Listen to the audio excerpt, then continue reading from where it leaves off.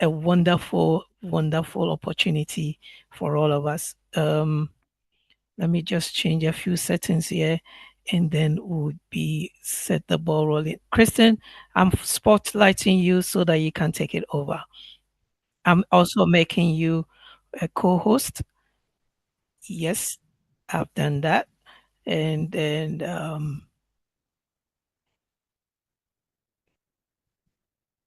oh, okay. Let me let me let me just remove this one from Spotlight so we know that we are uh,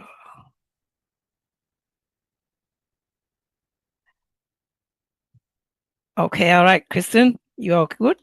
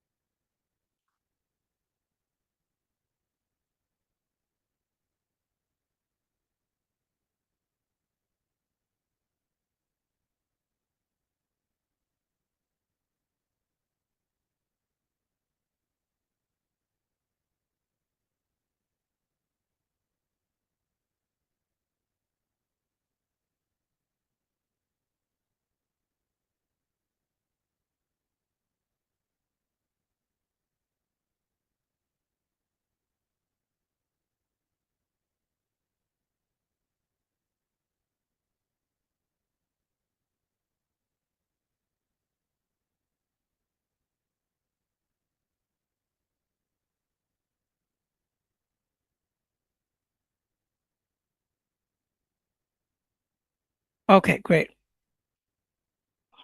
Um, Peter,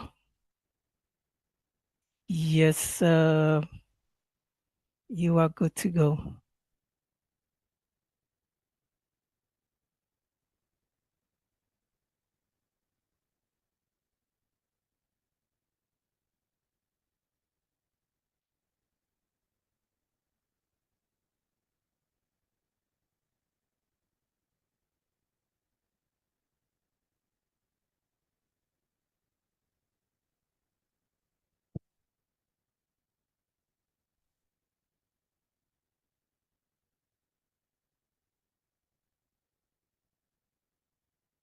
About 2 minutes long, but I wanted to talk for a minute about why meditation is useful for gamers. Or another way you might say that is, how does doing nothing help doing something? And it's been used by many people in many different uh, areas of competition and sports and education and so forth. So there's this massive body of evidence that doing meditation is helpful. One of the primary ways is that it helps us to build resilience in our nervous system. So when we do things that are exciting or that are challenging or that are stress inducing, that's great. Our body knows how to cope with that. And so all these different systems kick in, different chemistry kicks in our body and it influences our brain, our muscles, and also what we concentrate on, how our focus shifts. But what we need to be able to do is to go back from this stress time into a rest and restore time. If we can't do that, we end up in this cycle of stress and aggravation that makes it very hard to do anything well. We're like always tripped up. We're always focused on things that aren't as important. So we miss a bigger picture. So we want to be able to have a relaxation time so that we don't burn out, and we want to have relaxation time so that we're healthy. The second big area that doing meditation can be useful for is it can help us to develop what we call a flow state. And I think most of us have heard of this before, but just to repeat or review, there are times when you work on something for a long time. And so you get good at it, like all of you are in your gaming. But you gain the best performance of that when you're not like thinking about it or worrying about it or trying to piece it together on the fly, but that you hit this stride of this moment where everything just falls into place. So you're not really so much processing on moment by moment, but you're just in the flow of it. And that's where the fantastic performance comes in. So meditation can help you to build the concentration that takes. And it can also open us to a kind of an open observation so that we're in a place, but we're available to whatever comes, which makes your reactions easier, your ability to think creatively on the fly, just a natural part of how you game. And then thirdly, what I would call like mental wellness, right? Just taking time to do a meditation practice with some regularity. And it doesn't have to be like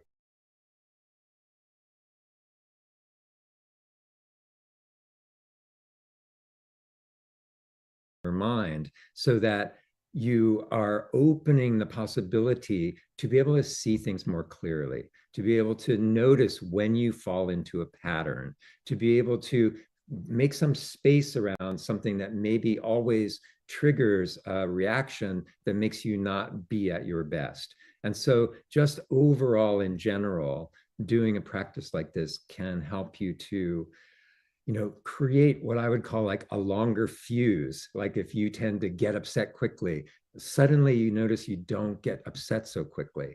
If you have challenges resolving things, suddenly you notice, wow, there's a little bit more perspective around all of this. And you're able to not fall into the same pattern again. Instead, you can work things out. And this is true both like in your personal life, but also in your relationships. Like if you're in a team sport and you're having to work with somebody else, how do you do that, and how do you get the most communication that way and the most willingness to like work things out?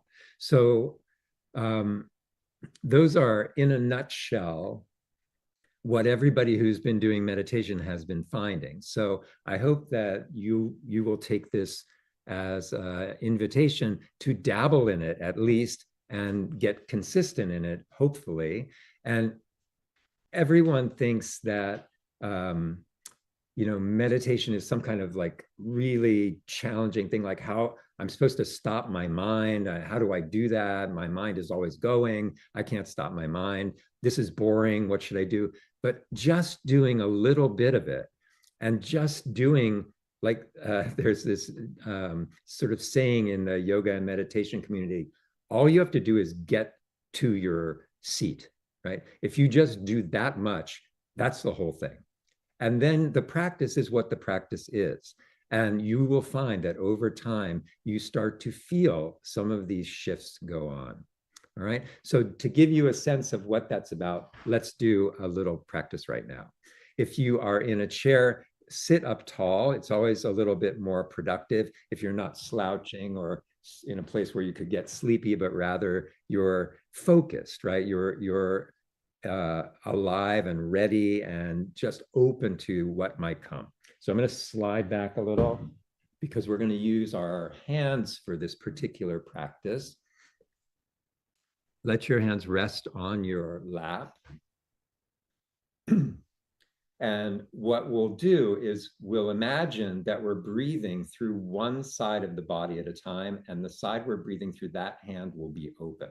Okay. And then we'll close the hand and we'll breathe out the other side.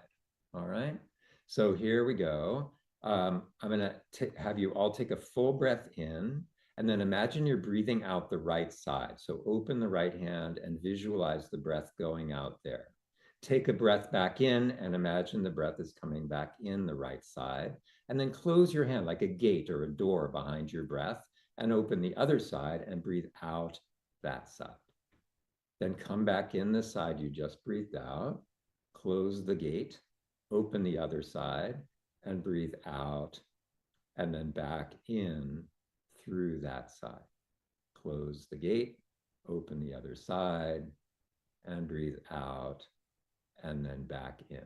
So once you have the pattern down, it's helpful for your not getting distracted if you can close your eyes or at least focus on a point, something that's not moving, maybe on your desk in front of you. Or you can close your eyes if that feels comfortable and just imagine breath goes out and back in the one side, close your hand, open the other side. The breath goes out and then back in that side and then switch. Out and back in and then switch sides. So go ahead on your own now.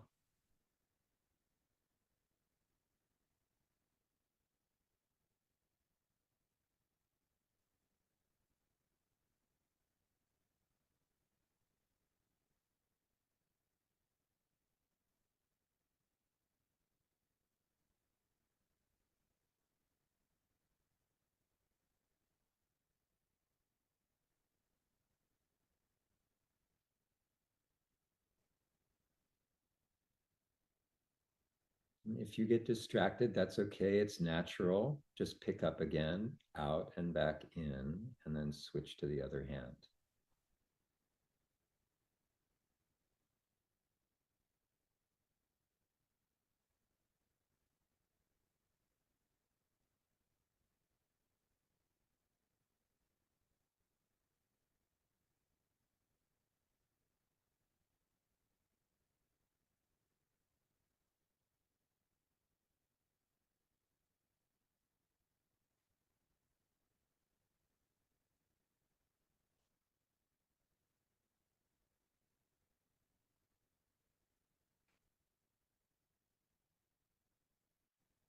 The next time you cycle around to breathing out through the right side, out through your right hand, keep your focus in or keep your focus on a point.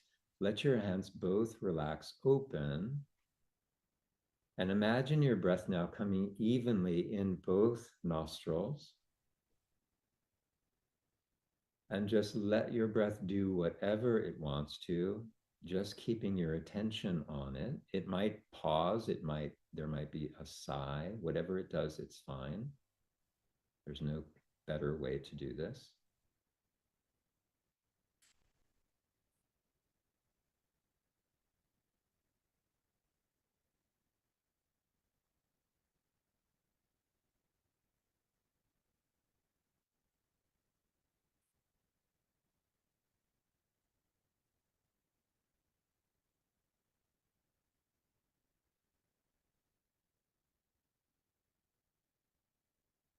Now lower your chin towards your chest. Turn your hands over so your palms are face down on your legs. And feel yourself connected to the ground, either through your seat or through your feet on the ground. And then gently let your eyes reopen and come back into your own space and then back into our group space.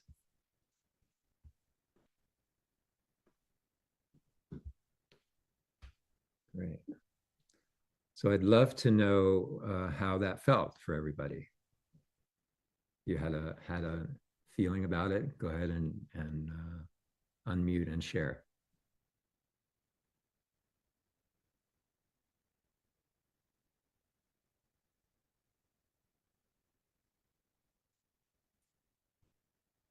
Refreshing and relaxing. I love that. Who doesn't want that?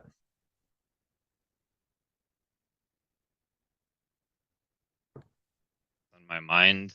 I feel more clear and present, to be honest. Even as this call was beginning, I have a series of high stress incidents popping up. But I feel that a bit, decently less now.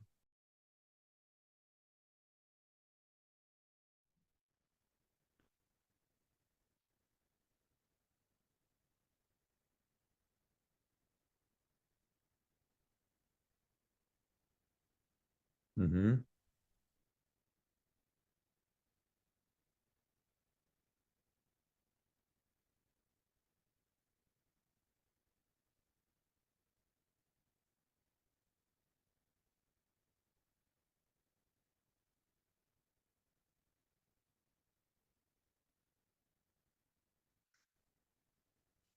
Yeah, and just to be clear, what is going on isn't supposed to necessarily go away, right? Every time you're trying and you go, oh, wait, I just drifted off, I have to come back. That's a moment when you're present, and that's a good thing, right? So just the doing, even though there's all this stuff going on, is still really productive.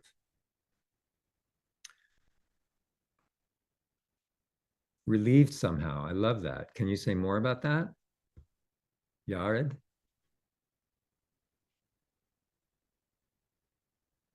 Hi.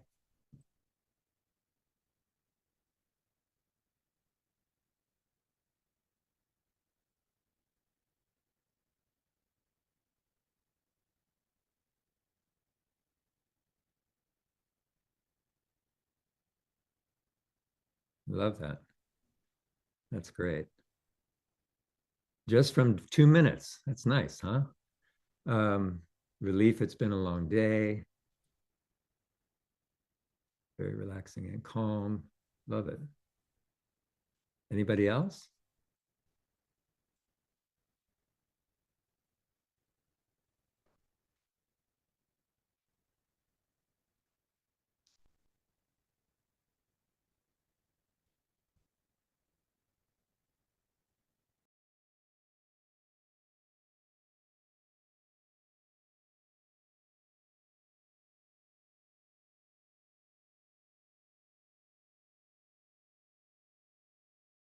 That can have, and it sometimes is the obstacle for me at least is getting started and the reminder that it only takes a few minutes to really shift my energy. And just like how we've started today with this practice and how it has, I think for many of us, it's either provided some relief or centering, that incorporating a practice like this, if you are on a team or if you have a big event that you're doing, to kind of draw that energy in before you launch out, like you're able to then come from a place that is more clear and more centered and grounded rather than being more frenetic. So thank you.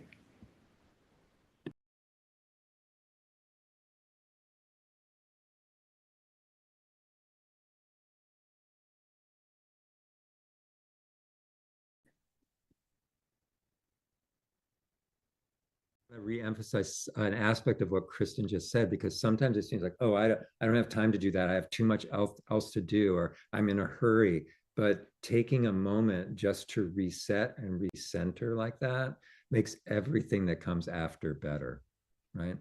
Those kind of words that you're talking about, calm, relieved, and so forth. Thank you, everybody.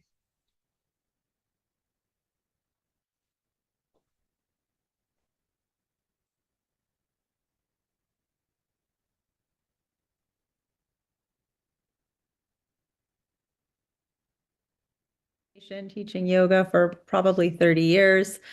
He is an expert of experts, has written books, has been working in this industry for a number of years. So if you have any questions about starting a practice like this or tools, Peter is in the Fitgmr app, which we'll talk about later, but there are a number of videos with him leading guided meditations, visualizations, things that are targeted for sleep. So if you've just shut down your PC, but you're still pretty amped up, or you have adrenaline pouring through you, and now all of a sudden it's like, okay, how do I turn off and go to sleep?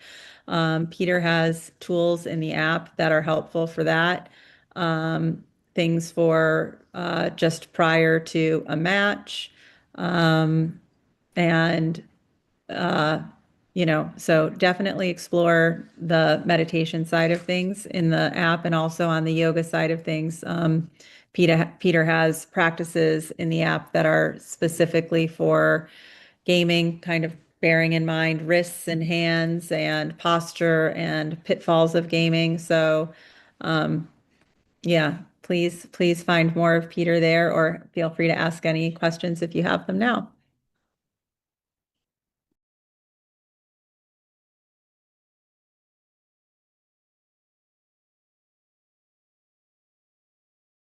and using your whole body. So it's a good thing to put those two things together, especially if you find it's hard to stay focused doing something physical with that kind of concentration is also a good way to practice and get through sleep, etc. All right. Great. Bientôt.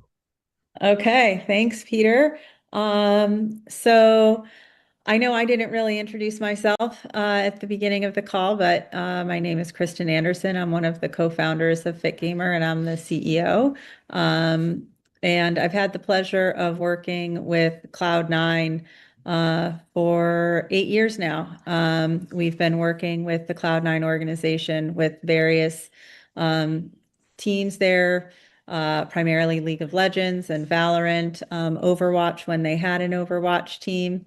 And so through that relationship, we've gotten to know a lot of the professionals in the organization.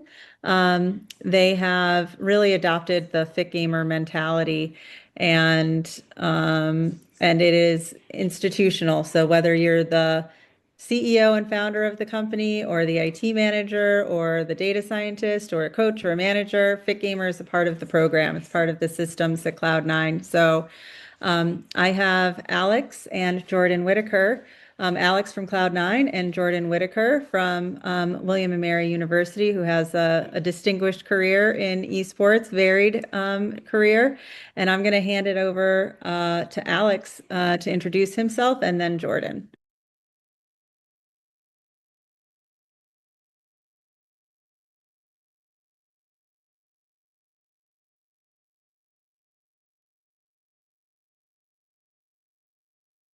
Workouts for both staff and players all the time. It's very important to think about fitness, both physical and mental, at Cloud9. So it's something that we care a lot about. Speaking a bit about myself, I'm someone who is relatively new to the esports scene. I joined Cloud9 in 2022.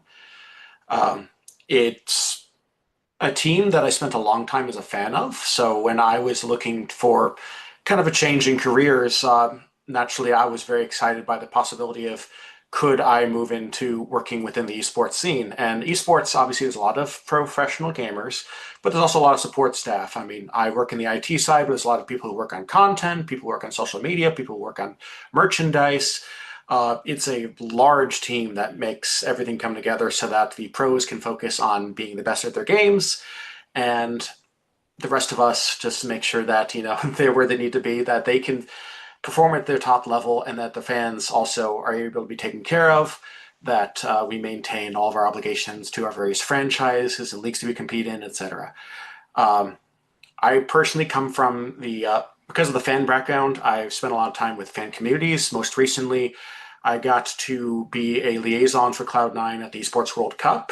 We were there for a week as part of their Superfan program to attend the Call of Duty Black Ops 6 tournament. We did not do as well as we would have hoped there, but it was a very great experience. We had a lot of fans out there to see the country, see the fans from across the world. It was a truly incredible experience. And I always look forward to getting to broaden my horizons, because in esports, often it's not just one job you do; it's a lot of jobs. So I get to do IT, but I get to do also working with fans, community management, etc. So it's a great time. I'll go ahead and hand it over to Jordan.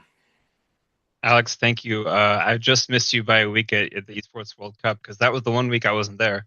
But no, my name's Jordan Whitaker. Very happy to be here, especially personally. Kristen, connected a lot of dots and realized, oh my gosh, Jordan, he's got a strong Africa background. I actually spent about 10 years of my life growing up throughout Africa. Early in Sudan, before the country was split, I was living in Khartoum. My parents and I were evacuated and spent a few years in Ethiopia, a couple of years in Bamako, Mali, and Maputo, Mozambique as well. Both my parents work for the State Department, so they're U.S. diplomats, right? And they've spent about most of their 30-year careers in Africa specifically. So we've been everywhere: Kenya, Tanzania, Morocco, you name it, literally everywhere in between. So my background mostly is with collegiate esports. I work with a number of institutions to do a lot of different things, right? I think that's one of the things in esports is you have to wear a lot of hats. I started my career coaching League of Legends at a very high level.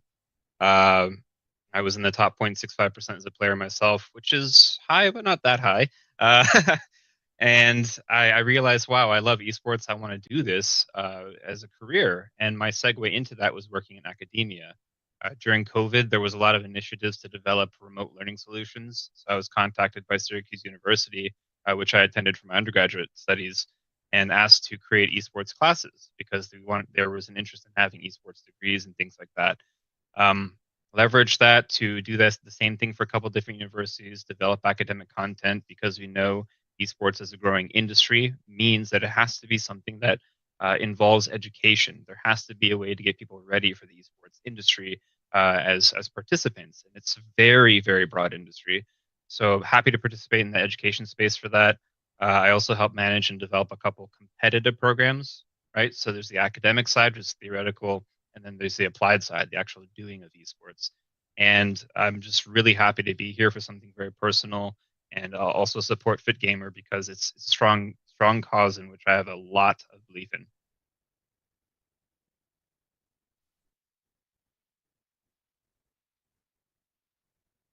Back to Alex, just to kick things off and share. Alex, you mentioned that you were a fan, you were looking to maybe make a career change. It isn't every day that when you want to make a career change into esports, you get a job at Cloud9. So, so how did that happen? Because I think part of this summit today is really sharing your and Jordan's expertise of, where you came from, how you pivoted into this new space, and how you made that happen. So, how did that happen for you? Answer is I was lucky, but the longer answer I would say is made a bit of my own luck. So I worked in IT for about 10 years prior. So I had a lot of experience in the field. I actually worked at a college for a lot of that time, which was really great, but it wasn't like my favorite thing to do. Like, I mean, I spent a lot of time doing watching esports, was a big part of it. But generally, like, I felt like, I wanted to see more of the world. I wanted to get a broader my horizons. Um, Fate for me was Cloud9 started a super fan program they called Stratus. And basically, they made this idea where, like, you could get greater access to the staff, to even the president of Cloud9 at the time was participating in this, which gave me a lot of connections that I wouldn't have had otherwise. But as a result, I joined that program. I made a point of being very active in the community, with interacting with the staff, and really got my name out there. So when during the pandemic, Frank, I had a bit of realization of like, I really want to try something else. I want to take this experience and see where else it can take me. So because I got to meet staff, I got to talk with the president of Cloud9, and I straight up asked him like, "Look, I like my job, but I really want to try something else. Does Cloud9 have a need for more technology professionals?" And as luck would have it, he was like, "Send me your resume." So, but I've very much come to learn since then that the reason I even got that opportunity is because I had been out there, I'd been outspoken. I had recorded videos of myself, like wearing the merch, of being an outspoken fan, and that really showed that like I was someone who cared a lot about the space. Showed that I wasn't just some random person with the skills. There are millions, maybe not millions, but tons and tons of people who have that same experience level, but you have to have something that makes you distinct. And apparently, for me, it was that I was that active member, that I was someone who's clearly so invested. And so that gave me that foot in the door. And luck would have it, they said, let's try me out. I had a really great trial and they had me go out to LA. So, that's kind of my story. And long and short is like, yeah, I was lucky, but it's that I was outspoken. It's that I really had the opportunity to make myself known, and I took it. And one thing led to another. So hopefully, if you want to get into esports, that would be my takeaway. Is just make yourself stand out. Show that you're a really big, want to be a part of the scene, pursue your passions. You have a pet project, follow the pet project, whatever it is. Like, just make yourself someone that they want to hire.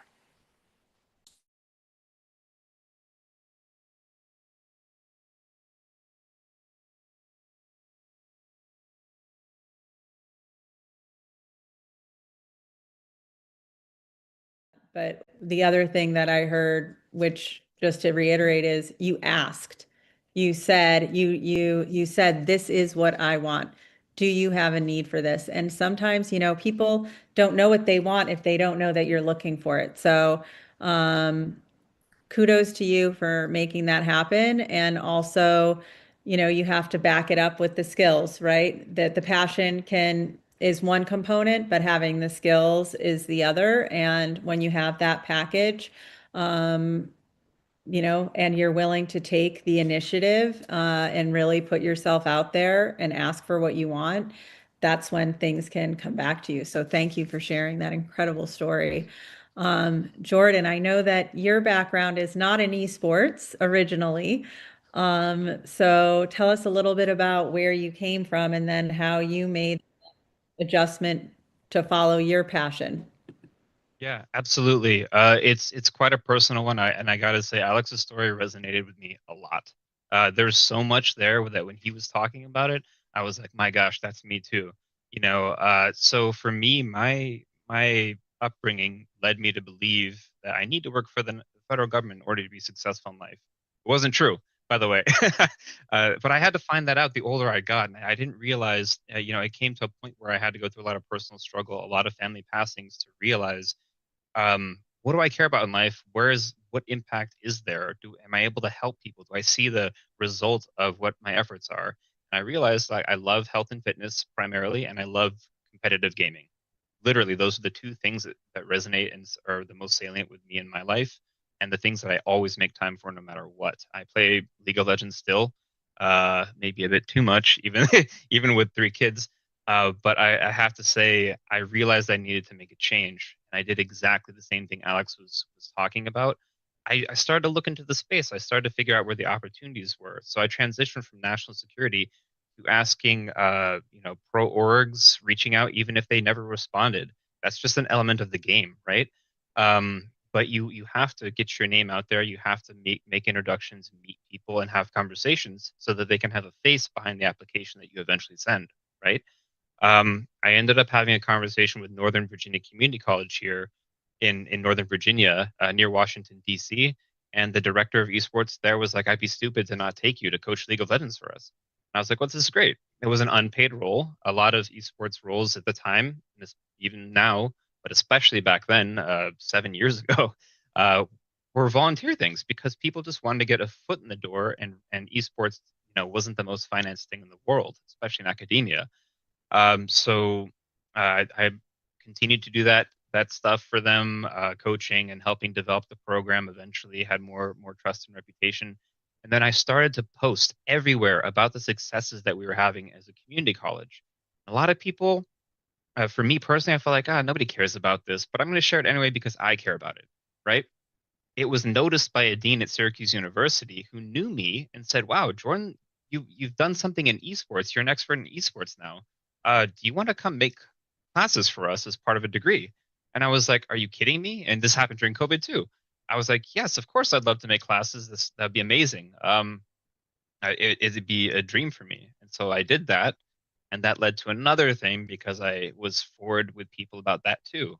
I started to be able to make courses for other universities, teach at other universities because they knew that I was involved in these things. I was vocal about it. I tried to expand my network and get out there.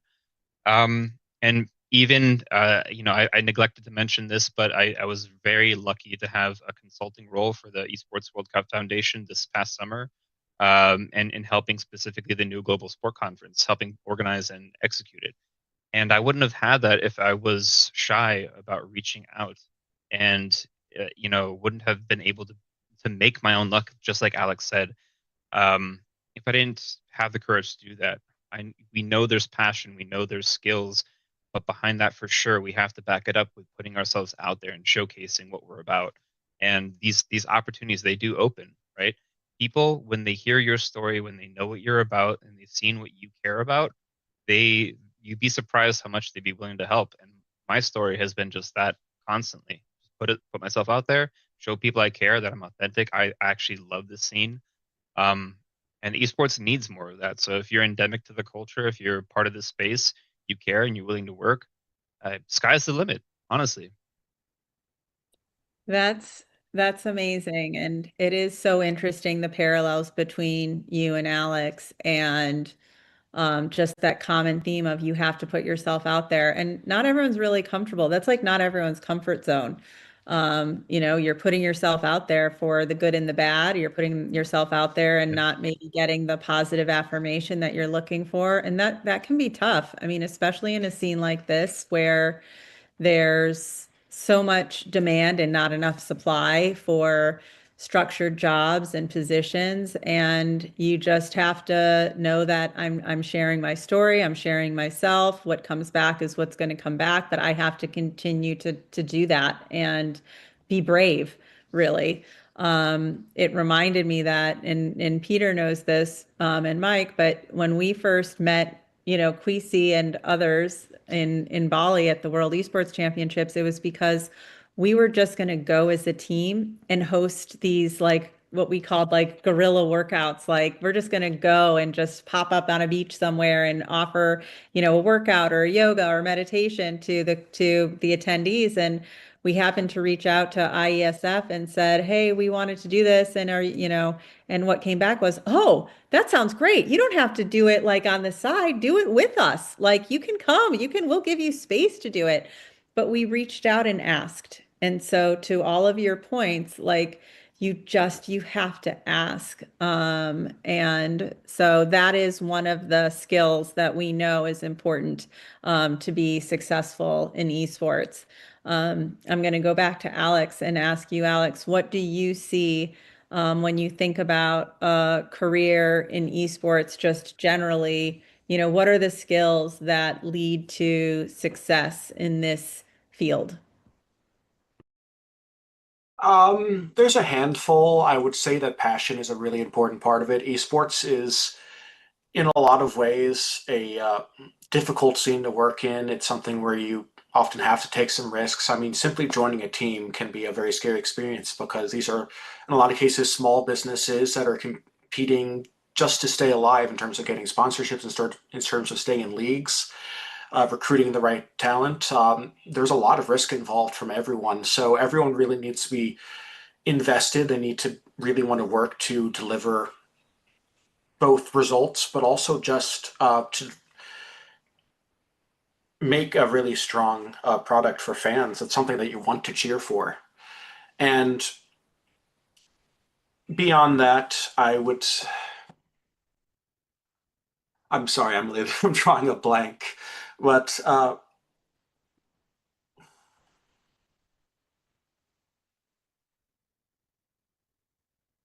yes, flexibility is the other word I was going to go for. It is that you have to be willing to adapt when challenges get thrown your way. I joined as a fan, but ultimately what I do mostly is technology. Technology is changing all the time. When I first joined, for example, we worked within a very specific framework in terms of email, in terms of our backend. One of my first jobs was we had to do a migration to another platform that I had little experience with.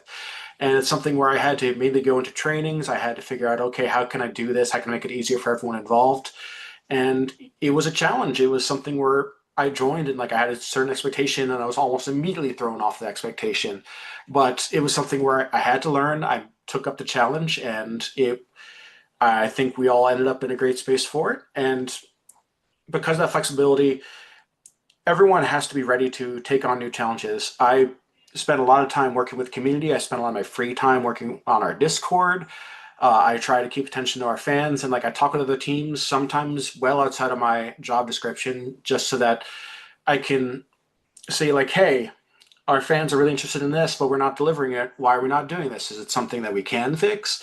It's something that a lot of teams have to get used to. It's something that can be very, very difficult. But if you're there, if you're passionate, if you want to really take those steps to approach those challenges, I think it's something that really makes you an invaluable asset, and something that I find that they value me for. I mean, I don't say I'm not the smartest IT guy in the world, but like I like to think that I do my job well, and that also I bring those perspectives, I bring that drive, and I think that is really, really important in this space.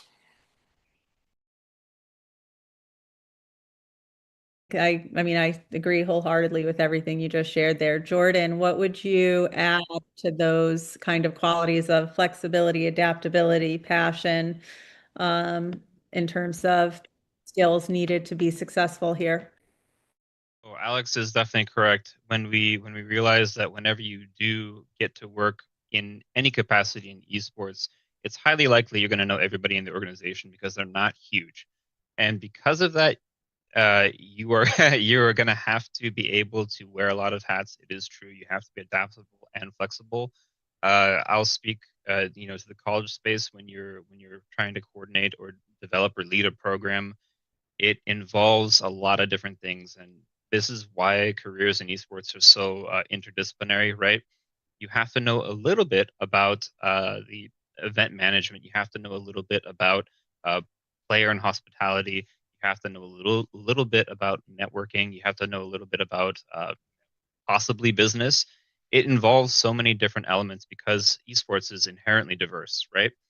So when Alex and Kristen, you were both speaking about how many hats are worn, that's definitely true. I think within the space itself, when you are able to establish connections, and sort of what we were alluding to before when we were talking about how we got into the industry, you have to be part of making and putting yourself out there means that once you're in there, you have to be a good team player. And I don't mean that as in you as a player in the game doing correct decision making and playing well. I mean that as a collaborative individual, you have to be a good team player.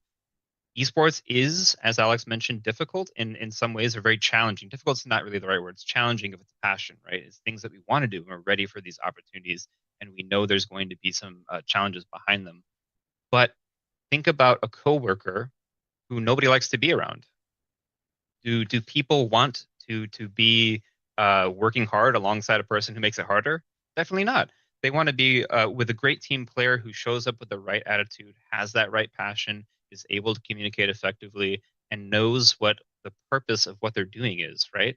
We're all aligned under a mission, whether we like it or not. And esports is very much a common language and culture. Therefore, if we're in the space, we have to realize that we're contributing to an industry that's growing. Because of that, people are challenged by the nature of the work. We're still, as an industry, finding our space and relevance in a lot of different dimensions and inter-industry relations. The more we converge with entertainment, traditional sport, other media, people just want to know at the end of the day that you're somebody that they want to work with. So I think being a great team player is key to that. And that comes alongside things like being able to communicate and being adaptable for sure.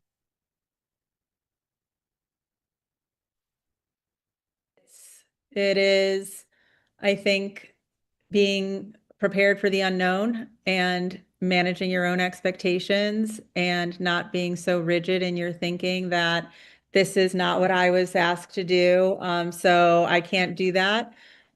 Being creative. And I also think what's interesting about that is that those are all skills that come from playing the games as well, right? Which is really interesting that these are the careers that you're drawn to, but you're actually so well prepared for it as well because of just that reason that you are there. So,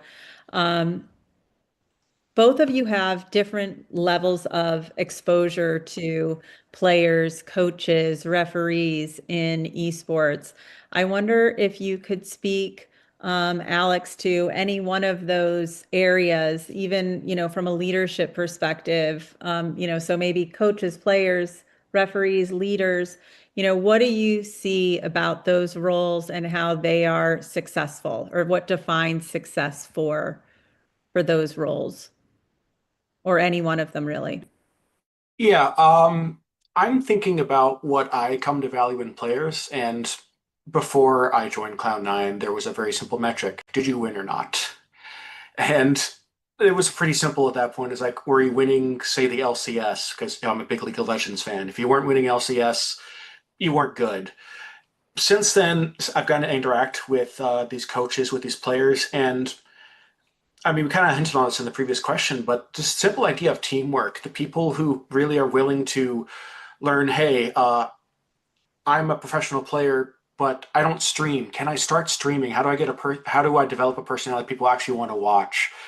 Uh, how do you work with content and socials to really make more pieces where people again can get to know you, that they can get to know you outside of just your game performance?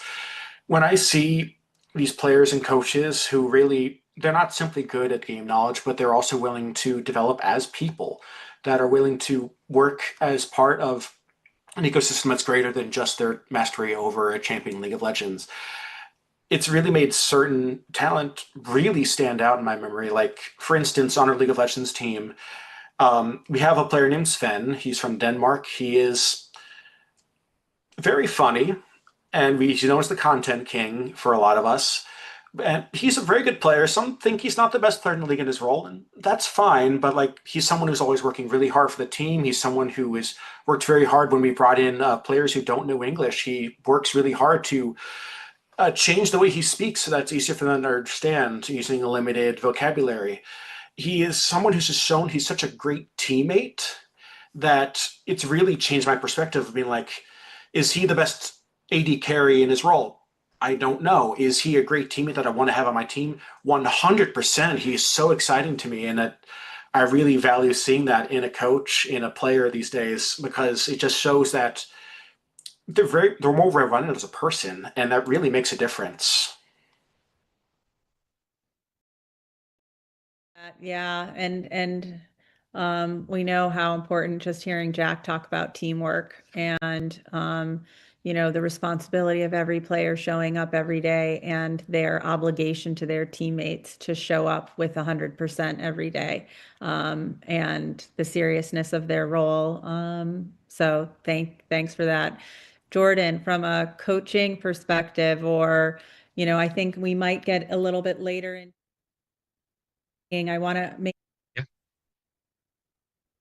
could speak just to the coaching side of things. We'll have a little bit of Q&A and then maybe come back and speak Yeah, to the of course. refereeing side of things. What do you see when you're managed as a coach yourself, as coaches that you've seen from other teams? What do you think about makes an excellent esports coach? I agree with everything that was already said so far. I do want to add, I think, a degree of professionalism. We know that people care a lot about this game that we play, and people are gamers when they're engaging in esports, right?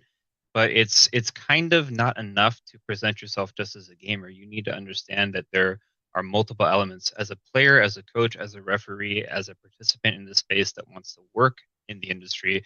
Professionalism matters a lot because it shows what your brand, your personal brand is all about, right? And when people see your personal brand, they're able to see how that matches up against their mission, right? Because every company, every team, every organization, they've got a culture, they've got a mission statement, and they care about things that are specific to either ownership or leadership or the things that they're trying to build. So, if you're working with other teams, if you're recruiting new players, you're always looking at their level of professionalism. Are they bringing calmness to a space? Are they able to make clear-headed decisions? Or have they meditated? Are they reaching their flow state, like Peter was talking about? Um, because it shows us, okay, I can trust this individual. I'll have the confidence to go to them when I have issues. I know I can go to them and ask them. Maturity comes along with that as well. I can go to them and I can tell them, hey, there's this aspect of what you're doing that I think needs improvement, and I know that they're not going to explode. They're going to take that in an adult, mature way. They're going to take that in a non-egotistical gamer way, and they're going to be professional about it. They're going to seek to understand what I'm saying and how that can be improved upon or amended. Those big time key, right? Professionalism, I think, for referees and coaches goes without saying. If we don't have people in these spaces who are creating great, safe, inviting, welcoming environments where people are free as players to be and do their best, then we're failing them ultimately. And if we have a coach that is creating a professional space for the players, they'll know that they can come to the coach with their issues, They can have talks in confidence. They can trust that their best interests are being looked out for. When we think about the level of maturity that's needed in the space, it's true that gamers are at an esports competitive level tend to be a younger demographic, right? So that's one thing I think people need to keep in mind is yes, it is great to have a lot of young talent, but can you do it in at a level that includes you being a professional that sets you up for opportunities and continued sustain success? Or I guess I guarantee if someone like Faker was completely unprofessional and went around saying a lot of naughty things or treating his teammates like garbage, he wouldn't have this longevity. I think that's a key thing. Yeah, that is so true. And it's something in Fitgmr that we speak to of coachability on the player side of things, like being coachable, being able to take feedback, take criticism, constructive criticism, improve yourself, be open to be humble enough to that. And I will point out that within the Fitgmr app, we have an entire section of mental conditioning with videos from one of our co-founders, Landon Gorbenko, who is now the mental performance coach to Shopify Rebellion's League of Legends team. And so he talks about a lot of these topics, these soft skills that you can be an excellent gamer, but if you don't have those soft skills, you are not going to make it. And when you go from player to coach or to referee or to IT manager or to director, those skills are the ones that are going to differentiate you. I know Jordan has some materials prepared that he can take us through just from a career side. But before we go there, because Alex, when we shifted times, Alex has a hard stop at 1:30, and I want to make sure that we give an opportunity for some Q&A. We did have a question come through the chat from Benjamin David that says, cultural diversity in esports is related to exponential growth. How do you manage a career in any gaming genre with different diversities tending to your available skill set? So I might, Jordan or Alex, do either one of you want to take that question? I mean, it's interesting thinking, Alex, what you were just talking about the diversity on the League of Legends team, but do you want to kick that, respond to that?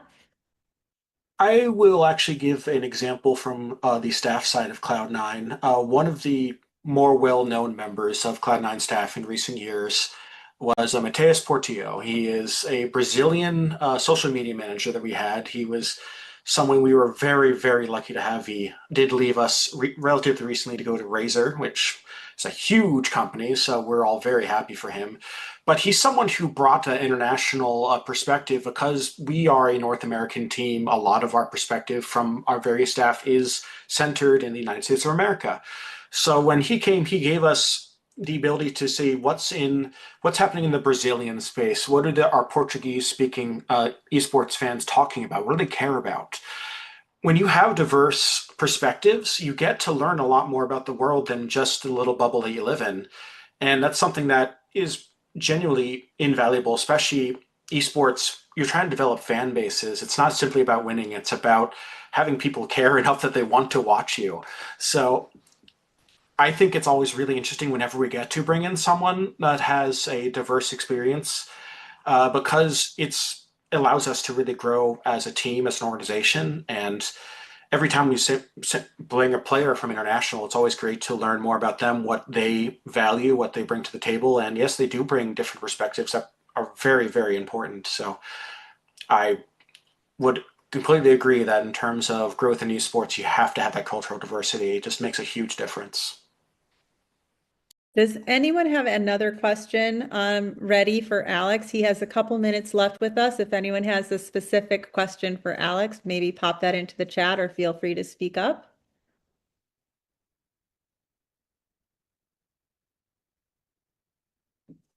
And otherwise, so we don't interrupt Jordan, I'll say thank you very much to Alex for joining us today and sharing your wisdom. Cloud9, amazing to have the representation here, and thank you very much. Yeah, I'm really happy to be here. I wish I could spend more time, but Unfortunately, Cloud9 is very busy in our off season right now, so I have to go ahead and tend to that. But I hope to hear more about what Jordan's going to be presenting later because it sounds going to be very interesting. So, hope you guys all have a great day and thank you for joining us. Jordan, did you want to respond to that question as well on diversity? Yeah. This kind of, I think an element of that is understanding when you're in a professional workspace that you are encountering, and that this is globally, and I think not just esports specific, you have to realize that you are going to be working with a diverse team pretty much no matter what. Working with the Esports World Cup Foundation this past summer, immensely diverse. I mean, there were experts from literally every continent, basically working to create a product for the diverse audience that is esports. Because everybody around the world the majority of people around the world identify as a gamer in some way, shape, or form. And by no means were the consumers of esports, the spectators, the visitors, they were not at all monolithic, right? They were from all over the world, truly. And part of that reality, I think, is realizing that you are navigating in a space where your values, your personal values, need to be somewhat kind of what's the word, finessed alongside the fact that there is a space that you're tending to. So because you have an esports culture, assuming you do, and you're working in the esports space, it comes with a lot of being able to navigate that. Maybe not something is clear for somebody who's not speaking the same language as you, or maybe this habit is a bit unusual, but it's okay because it's something that is normal for them, right? I'll give you an example. Very often in our workspaces, we always would have a space for individuals to engage in their Muslim prayers throughout the day. Happen all the time. And it was completely normal. Nobody looked at it, nobody thought twice. We might become more quiet because we understand that they're sharing the space with us, and we observe that.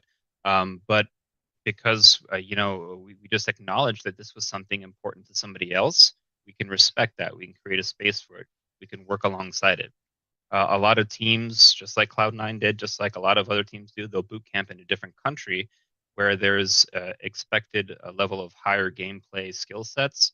I think a typical example is League of Legends players going to Korea boot camps. So by nature, a lot of esports organizations already recognize the fact is that you have to be in different areas of the world to understand what works best among these different genres, who's doing it better, but why, right? Esports is diverse, and because we realize the people who are most successful are sensitive to these cultural diversity aspects, it's actually something that's very prevalent in the mind of leaders, people like Kristen and Mike and Kwesi for sure. I mean, meeting in Bali, right? That alone shows you that how multicultural a scene can be, and that you have to work alongside it. Yep. Thank you for that. And thank you for that question, Benjamin. Hopefully that shares some perspective, certainly from Jordan and Alex. I'm going to switch gears here. And I think Mike is in the call as well. And I'm going to hand the call over to Mike, who is one of the co-founders of Fitgmr, worked for Red Bull High Performance, has worked with Cloud9 since 2018, really rolled out the program there and made it successful within the organization, and then was the catalyst for creating this mobile app that we have so that we could bring the work that was being done with Cloud9 to the rest of the world. Mike, I'm going to hand it off to you just to talk a little bit about what Cloud9 refers to as the systems. It is one of the things that definitely makes them unique in the scene, though others are starting to do more of it. And just to share, your experience there and how it became as successful as it did. And then maybe we'll do a little activity. Hi, thanks for having me on the call. I'm Mike Anderson. My background is in teaching, coaching, education, and most of that has to do with the strength and conditioning side of physical education. So I've been a teacher and a coach for most of the last 35 years or so. And a little over 8 years ago, the idea of working with a new group of athletes emerged, and I was offered the position through Red Bull High Performance to work with professional video game players. Now, in the past, my career has been working with everything from pre-kindergartners, so 4, 5, 6-year-olds, to all of the grades up through high school. I ran a university physical education department, and I have a strong background of working with senior citizens, so older adults, but as well as elite athletes, but I had never worked specifically with what we've come to term as a cognitive athlete, an athlete who sits in a chair that looks much like this, and much, if not most of the day, if it wasn't for programs like Fitgmr, this is where a gamer exists for 12 hours, 16 hours, essentially more than half of a gamer's life. So if I get to a 17-year-old Fudge, who was from Australia, who came to the United States to play for Cloud9, he had probably spent close to half of his life in a chair, much like this. So the first thing I'm going to do as I talk is I'm going to get up out of the chair because I've been sitting for more than 45 minutes. And my sort of rule is that if you're sitting for longer than 30 or 45 minutes, it means that your game is ended. You either won or lost, and you need to stand up. So it'd be nice if you're able to stand up. I understand if the cord on your headphones doesn't stretch that long. But the idea is, after sitting for so long, Cloud9 athletes need not just a physical and mental break, they need a complete sort of reset. So coming up to a standing position, you're out of the game, you get up all ready to go to the bathroom and get something to eat. So get up and do something physical. And that was really one of the places that we started with Cloud9. They had already started working out a couple of days a week. Players already realized that training for as little as 30 minutes to 45 minutes a day changed not just the amount of physical energy that you had throughout the day, but it gave a fresh new perspective. When you sat back down to get back into the game, you're much more likely to enter with a clear head, less stressed out, more ready to play. But exercise also lends itself into making a lot of other positive decisions essentially that have become Fitgmr's pillars. Sleeping well, eating well, getting physical activity, mental conditioning, and the lifestyle components of being outside, having relationships with people, getting sunlight, and all of those things that lend themselves to not just a healthier, happier, more engaged individual, but an esports athlete who actually plays better because they're adhering to these principles, these pillars of success. And Cloud9 systems, it's become a meme, years ago in the esports industry in North America, that Cloud9 has these systems. And one of the most important systems is that if you join Cloud9 as a player, basically what you've signed on to, you're contractually obligated to physically train for an hour most days of the week with the team. So if you can imagine right now, I'm going to show you, this is the gym that I own and train in. Cloud9 space isn't quite as big as this, but if you go into the facility where the League of Legends teams and the Overwatch teams train, it looks just like this. There's rings and barbells and dumbbells and kettlebells. There's exercise bikes and rowers and sleds. In fact, one time we were doing a workout on the street, like 20 people. There's about 8 players, 3 or 4 coaches, the owner, Jack Etienne of Cloud9, a data management specialist, and a handful of team managers are training. Like, that's 20 people outside of the house in Los Angeles. And then an Uber delivery person drives up, pops out of the car and says, "Oh, are you guys a rugby team?" And the idea of someone confusing an esports team with a rugby team, 8 years ago might have been kind of funny, but now Cloud9, when they went to Worlds in North America, our team would show up in the gym for an hour and train together, like the entire team. Now, it's not uncommon for someone that is a high performance specialist, even in the esports world, to want to get physical exercise. But most of the players on these teams that were staying in the hotel in New York City, there would be one or two coaches or players or managers that would come in to train. But every day, there was about 2 hours of training time where Cloud9's coaches, managers, and entire teams would fill up a gym the size of this space to physically train. So exercise, sleep, good nutrition, mental performance, like getting your head, meditation, yoga, as well as good lifestyle factors like getting outside, touching grass, have become not only part of the system, but something that high performance specialists, including esports players, will benefit from in terms of adding that to the game.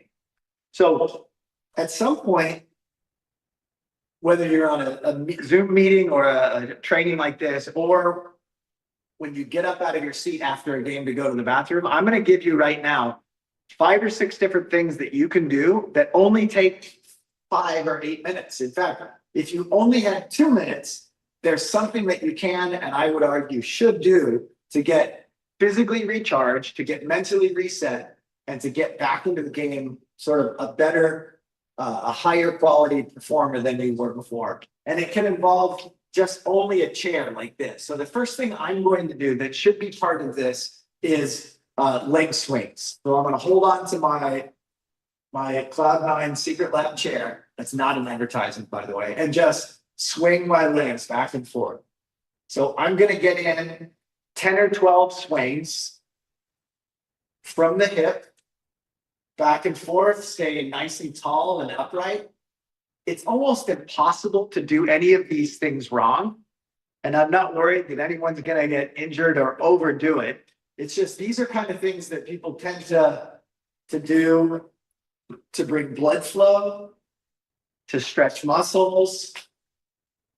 And as I do an activity like this, just the basic leg swing, it's kind of hard for me to think of anything else. And that's exactly the idea. So imagine I'm going to give you another one, leg swipes across the middle. Imagine this is sort of like kicking with the instep of your shoe with playing football, and you're just swinging your leg across the body. Imagine you just lost a match and you get up to go to the bathroom to get a drink, maybe to go outside, and you're just stressing about what happened. Maybe it was a breakdown in communication with a teammate, or maybe you actually yourself made a bad call. Your entire team goes down and you lose and it's your fault. I'm going to switch sides. Going through some physical movement gets you out of your head and in your body in a way that, like right now, it's even a little bit difficult for me to talk while I move because I'm in my body now and out of my brain. So that's the first one, a set of leg swings and leg swipes. The second one is called Simon Shuffle. The story behind this is too long to tell now, but basically this is jumping up and down, continue jumping up and down. I'm going to give you a solution for if you can't get up out of a chair, or if you are wheelchair bound or don't have lower extremities that can help you go through these motions. It's not even necessary to get up out of a chair. I'm just basically shrugging my shoulders and moving my torso. It's sort of like dancing with no music. And it doesn't matter how high you jump off the ground. In fact, my feet are staying on the ground. If you have sore knees or achy knees, again, you don't even have to bounce. But if you want to, it's good to actually get your heart rate up by bouncing high. You can twist. You can go right, left, just any sort of bouncing in place. It's kind of like a boxing shuffle. It's kind of like a jump rope shuffle. You can add some like rhythm to it. And so I use a Simon Shuffle a lot with just any kind of group warm-up, including with Cloud9. But there was one of the, and now, if you pause for a second, you notice that you've increased your heart rate, your blood pressure's changed, maybe you're breathing a little heavy. If you continue going, or maybe if you don't get a lot of exercise, you might already start sweating just a little bit. But one time in the LCS championships, Cloud9 was kind of getting ready to get back in the game, and they were doing Simon Shuffle backstage. And the camera panned over to see them doing that. And all of the LCS announcers said, okay, we got to do this. Cloud9's getting hyped. We don't know why they're doing it, but it looks like something to do that's great before the game. And so that was one of the ways that they had, as a group, could come together and just get the heart rate up, get rid of some anxiety, like get rid of some nervousness. Let's do one for the upper body. And it's essentially just like the ones that we did with the lower legs, with the leg swings. But I'm going to stand sideways so that you can see that I have this, basically like this athletic stance to my body. And every time I swing my arms right over left, left over right, I get this a little bounce. So not only am I getting range of motion in my shoulders, I'm also kind of pumping my legs, the muscles in the front of my body that get tight from sitting down. I'm also automatically, as I kind of do this motion that's like a jump, now go back and forth, forward and back. Sorry, I can't see comments, but and now I can actually come off the ground. If this is sort of like a jump and volleyball block tap. If you can't jump or it doesn't feel good to do that and keep your feet on the ground, you're kind of seeing that any of these movements has an adaptation or something that you can do that's more gentle or more rigorous depending on your fitness level or depending on how much time you have. So that was a set of leg swings and swipes, some Simon Shuffle from some arm swings back and forth. And there's just other simple equipment. Like I put a box here to demonstrate sitting to stand. Most of the activities that I've done with people are in person, right? Just even sitting down to come back up like a squat, but just to get the blood flowing. Again, most of the work that I've done has been, and then go ahead and sit down or stay standing and come back up together. Most of the work I've done has been in person, but I've used this exact setting in the living room in my house in the middle of the night on the East Coast of the United States with a team in Malaysia. Once a week we would meet. I'd go to bed at 8 o'clock, set my alarm for 11:30. I go to bed really early, by the way.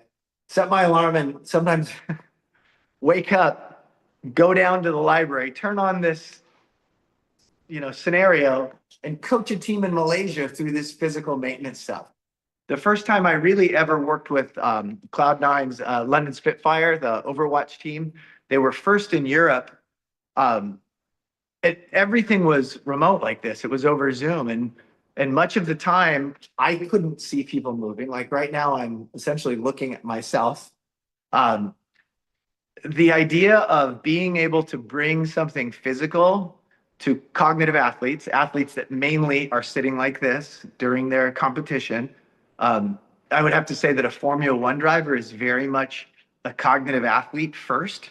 Clearly, they're sitting in their driver's seat and they're doing things with their bodies, but so are gamers. There's just such a huge comparison that's similar between a video game player and a Formula One driver, or even a military fighter pilot. The difference between most military fighter pilots, Formula One drivers, and the cognitive athletes that are in video games is those pilots and drivers understand that they have to be fit.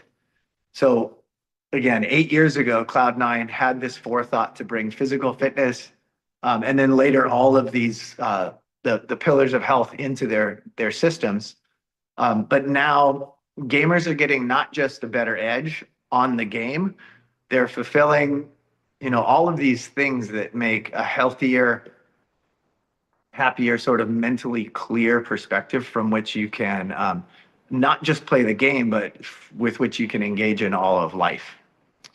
I could keep going literally for like another hour, but I'm going to leave it right there. Those again are quick drills.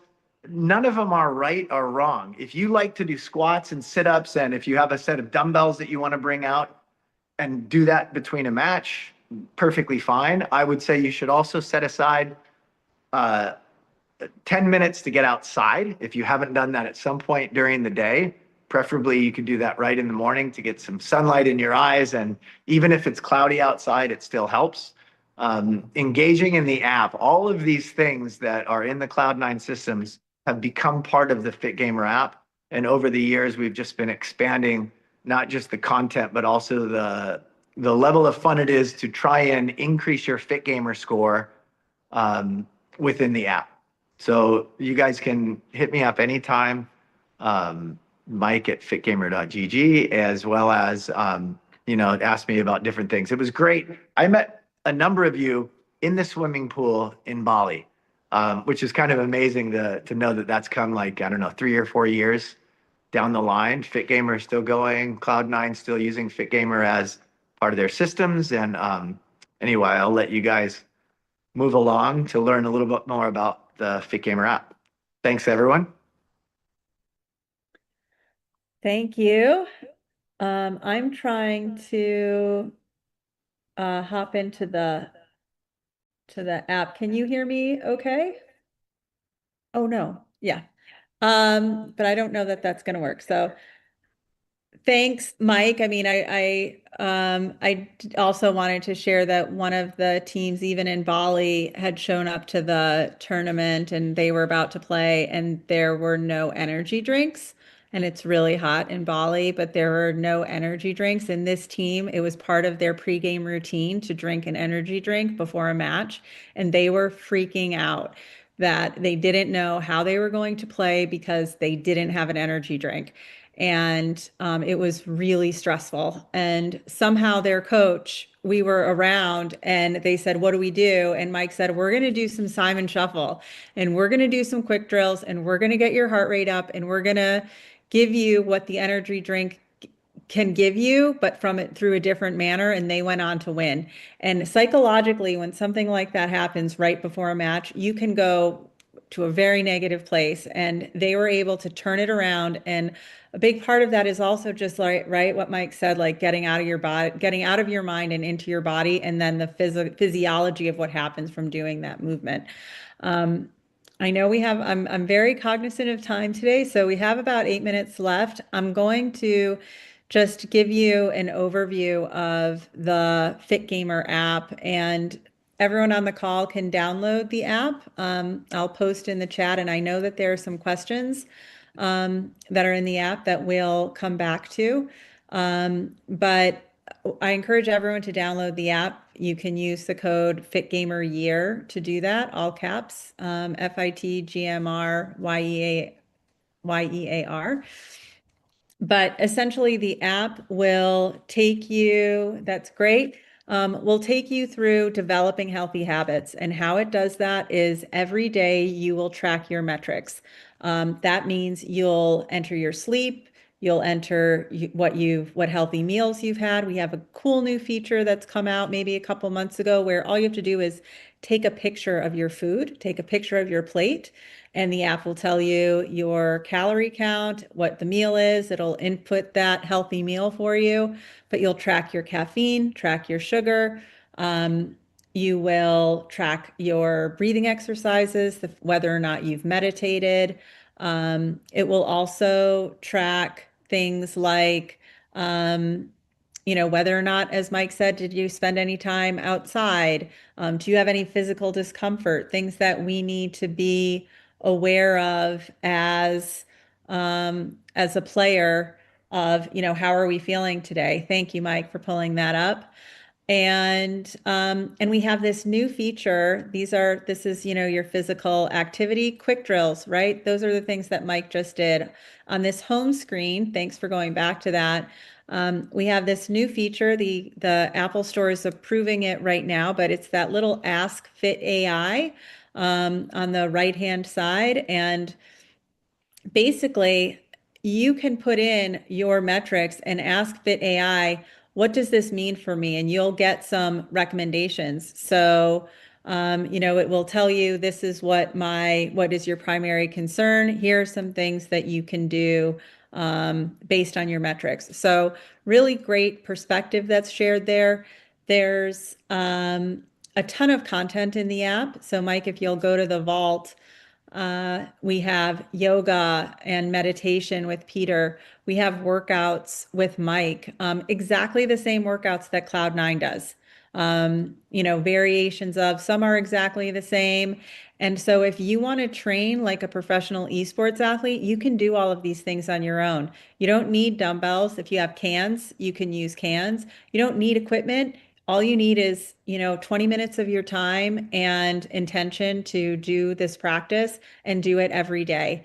Consistency is the real secret sauce. It's committing and doing something every day. Every day in the Fitgmr app, there's a different video that will be presented to you. It could be a workout, could be yoga, could be meditation, could be a sleep video to watch, could be mental performance content with our mental performance expert, Landon, taking you through different topics there.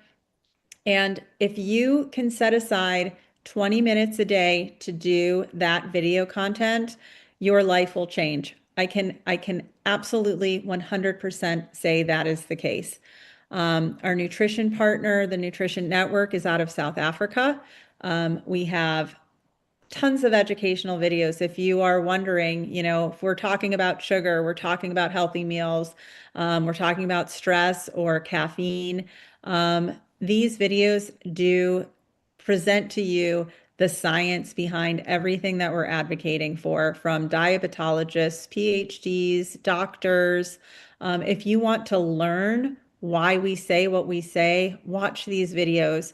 If you are a leader of a team, we've had the good fortune in the last 6 months to start working with FIFA, world-renowned FIFA, right? And it's incredible. We're working with the esports side of the organization, but they have validated this app. They come from traditional sport. They know sports science. They've validated this app and are promoting it to their community, the member association players.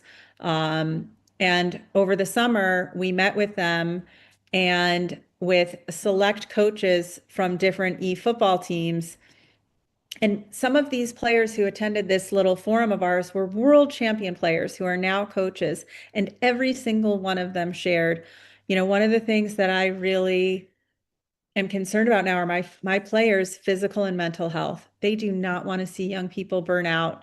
They want to protect them. They want to have the tools to help them play better and to help them feel better and to be set up for a successful life beyond gaming, beyond their youth. And this is a critical part of that. So someone had asked in the chat something about coaching and coaching programs. If you or anyone in your community is part of the FIFA member associations, we're hosting coach development programs for them right now. There's another, you just need to go to www.fitgmr.gg and you can access there under the resources, the team dashboard. That dashboard allows you as a coach or manager or director to be able to track and monitor your players' performance in the Fitgmr app. It also allows you to communicate with players. There's a journal feature so that if you see something happening, you're not with your players every day, which most teams are not. They're virtual. You can say, hey, I've noticed, you've been putting that you're not feeling great. Your emotional reflection is that you're sad or you're angry or what's going on in your life. Do you need support there? Or it could be, gee, I saw in your after action report and within the app, each player can give their own after action report of how did I play today? Hey, good job. Shout out to, you're maintaining a Fitgmr score of 80 for the past 2 weeks, providing encouragement. So that is part of the team dashboard and also being able to export data. Many of you are involved in the community. It's really great to be able to show community leaders we're helping keep the community healthy. And look at our data. Look at what our community members are doing. Look at what my team is doing. So yeah, I think I know we're at time. If there aren't any other questions, Jordan, is your contact information in your slides, or would you want to drop your contact information into the chat in the event that people have questions that they want to ask afterwards? Mike has shared his contact information. I see Jahan Zeb. Great to see you here. I remember meeting you. So we are excited to help. Please, if anyone is looking to get this program, get a Fitgmr program off the ground for their local community, and you need help, please reach out directly to me. I am happy to help. Kwesi, we want to say thank you to you for organizing this, for putting so much effort into it, and giving us this time and space. So with that, being respectful of everyone's time, I'll hand it back over to Kwesi.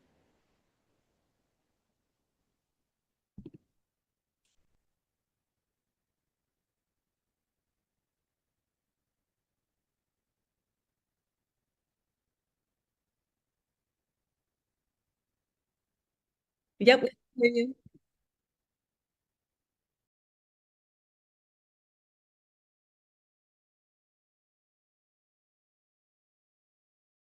Yep, we have you in the spotlight.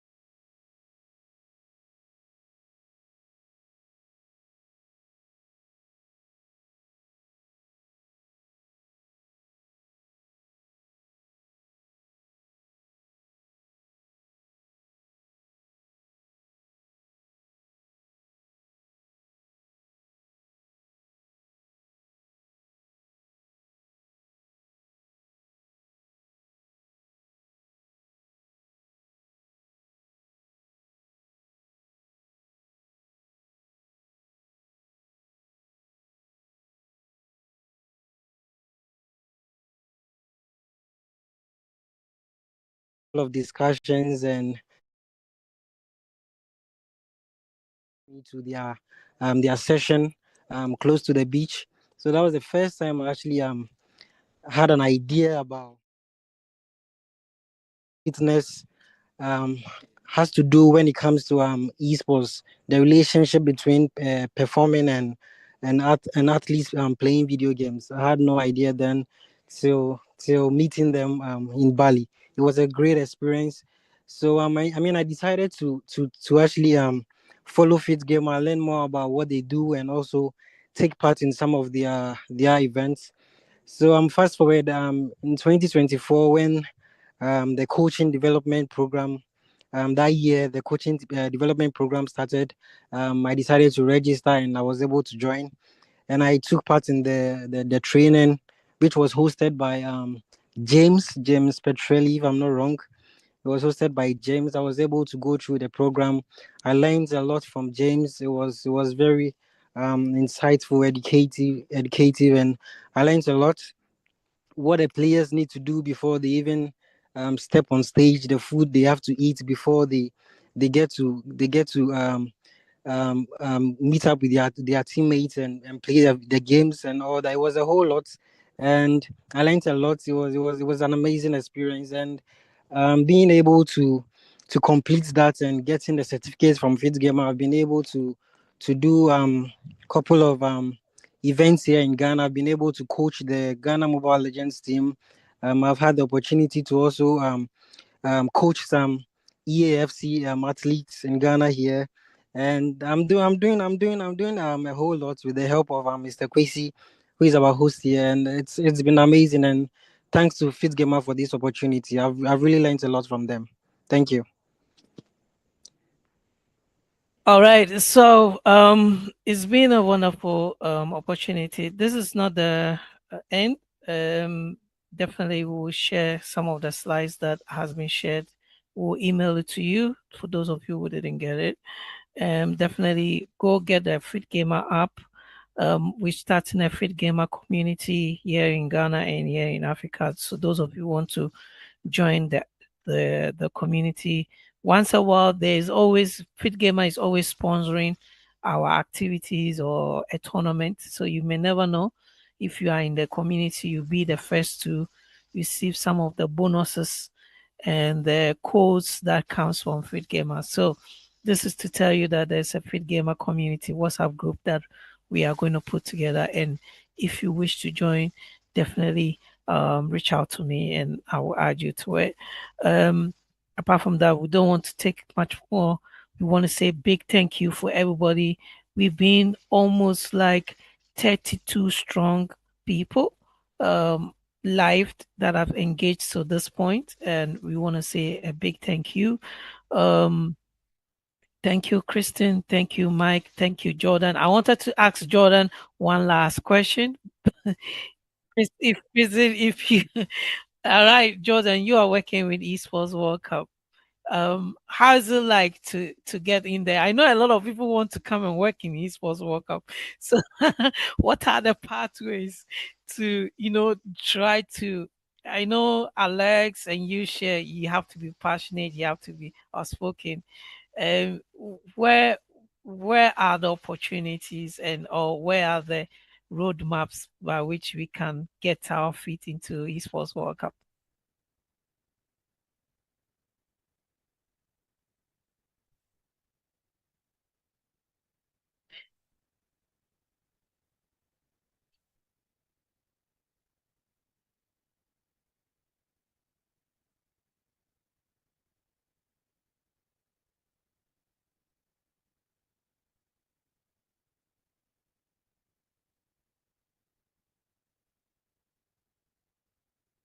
All right. Thank you, Jordan. And thank you, Mike. Thank you, Alex, as well. So this is where we draw the curtains, and we'll see you on another one. Definitely we'll see you. We'll bring Jordan, we'll bring Mike and others all back together for another session. Probably maybe not too soon. All right. So thank you everyone for joining, and we'll see you another time. Bye. Bye. Thank you.